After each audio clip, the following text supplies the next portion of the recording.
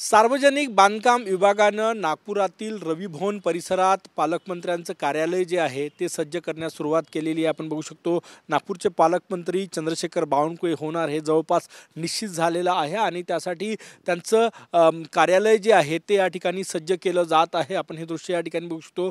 नागपूर रवी भवन परिसरातील 11 नंबरचा बंगला जो आहे तो नागपूरच्या पालकमंत्र्यांचं कार्यालय असणार आहे आणि ते कार्यालय जे आहे ते सज्ज करण्याचं काम एकूण या ठिकाणी सुरू आहे। लवकरच महाराष्ट्रातील विविध जिल्ह्यांचे पालकमंत्री जे आहे ते जाहीर होणार आहे आणि नागपूरचे पालकमंत्री म्हणून महसूल मंत्री चंद्रशेखर बावनकुळे यांचं नाव जवळपास निश्चित झालेलं आहे आणि त्यामुळेच त्यांचं नागपुरातील जनसंपर्क कार्यालय जे आहे ते या ठिकाणी सुरू होणार आहे। आपण या ठिकाणी हा बोर्ड बघू शकतो।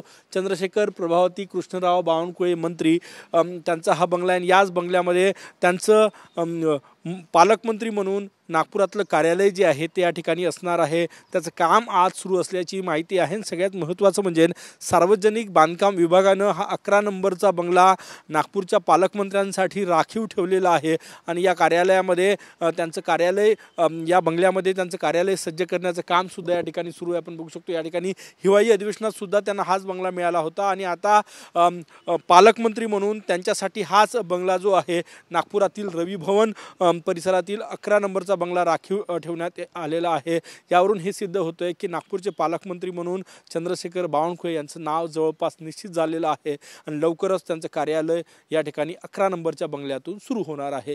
कॅमेरामॅन सचिन सयामसह गजानन नुमाटे, TV9 मराठी, नागपूर।